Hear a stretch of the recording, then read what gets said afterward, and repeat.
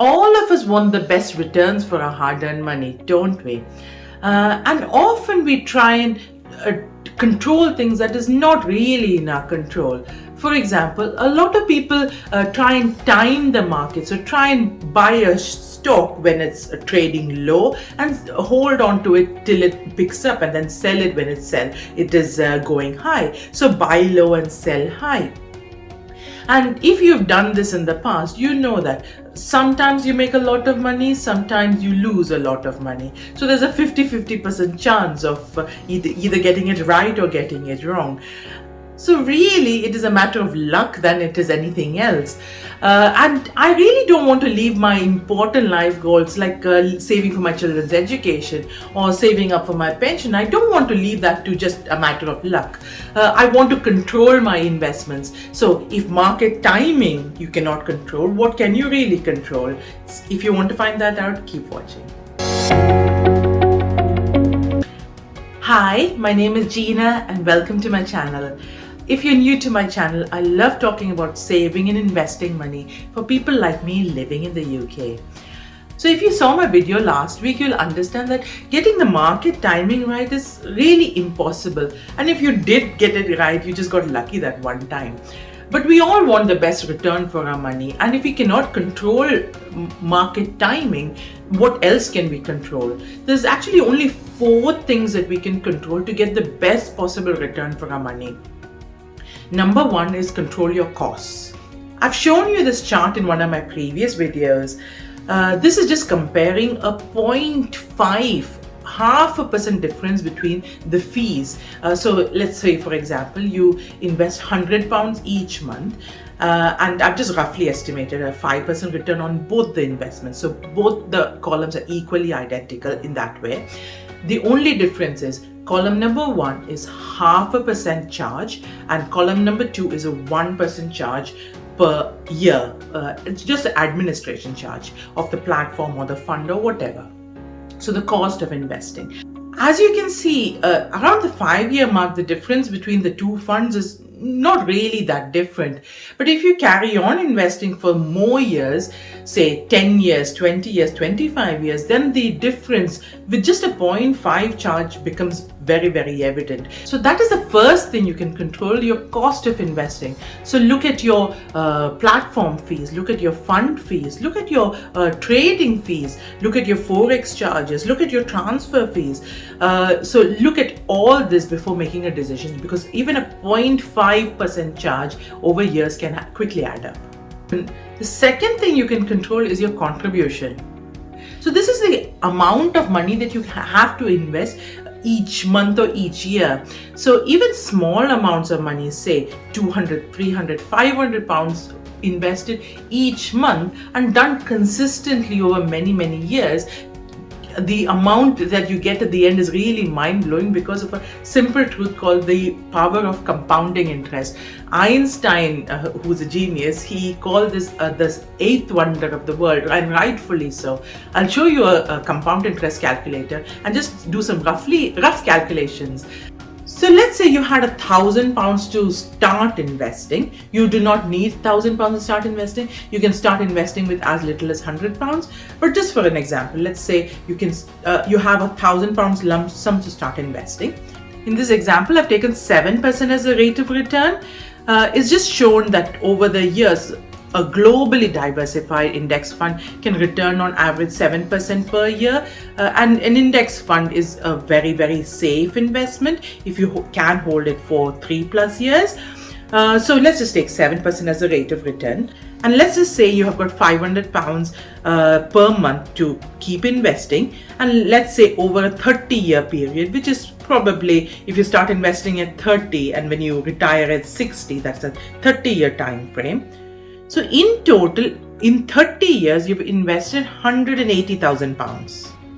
And this is the magic number. The total portfolio size with just a very basic 7% return is £618,000. So that is over £400,000 of interest and compound interest added with just a £500 investment each month. So your small contribution each month really matters. In this case, just £500 each month has turned into a 400k profit.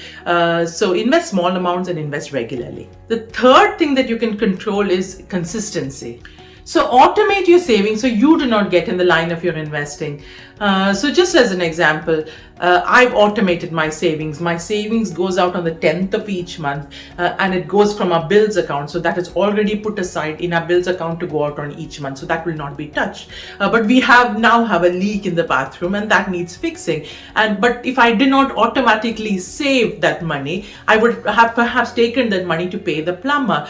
But now I have to find that money from somewhere. I probably won't have the takeout this month, or my husband's eyeing a jacket. He'll probably just have to put that on hold for the next month or two. So we find and our emergency fund is there, of course, but I still do not want to dip into my emergency fund. So all of us will find creative ways to face an unexpected bill. But if we do not automate our savings, you probably will dip into your investing amount that month. So automate your savings so it goes out each month regularly. The other thing that you can consistently increase is to push yourself to save more. So for example, you save consistently £500 each month. Say for example in 6 months or in a year, you push yourself to save a little bit more. So this is the previous example I showed you. You invest £500 each month, and at the end of 30 years, your value of your portfolio is £618,000. The only thing I'm going to change is I'm going to tick this box which says increase deposits yearly in line with inflation. So inflation usually sits around 2 to 3%. So let's just say we're going to increase it by 3%. So in the first year, so 3% of £500 is only £15 for the whole year. So you need to find £15 extra for the whole year. And the value of your investment is then £841,000. And it's really not hard to find an extra 15-20 pounds per year, really, is it? It's just saying no to that one jeans that you saw in the sale. And the net value of your asset, if you just increase in line with inflation, the first example, the final balance is around 620k, and the second example is over 840k. I'm sure all of us can see magic in those numbers with just a little sacrifice of perhaps saying no to that one extra pair of jeans per year. The last thing you can control is diversification. All of us have heard not to put all your eggs in one basket. So most of your money should be held, in my opinion, in a globally diversified fund, which is globally diversified for all the big companies around the world. And then if you're tempted by your friend telling you that they've got a 200% return on their money, or that YouTube video that's telling about the Bitcoin and the return they've made on Bitcoin, hold that as a small portion of your portfolio and try your luck.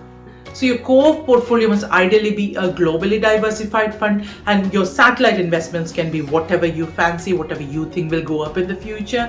Your satellite investment shouldn't be more than 10 or 15% of your savings, really. So just to sum it up very quickly, there's only 4 things that you can control when it comes to getting the best return for your money. The first is cost, the second is your contribution, and the more you contribute, the better the return will be. The third is consistency. So try and automate your savings and try and invest more every year. And the last and the most important thing is to diversify. I'd love to know what you think. Is there anything else that we can control to get the best possible return for our money? Please let me know in the comment section below. If you've liked this video or if it's inspired you in any way, please give me the thumbs up like button and share this with your family and friends. Just for your information, I'm doing a quick series of videos which will be uploaded on a Sunday on ways to save money on your grocery bill. Make sure you subscribe to my channel so you do not miss that out. And I'll see you on the next one. Stay safe. Bye-bye.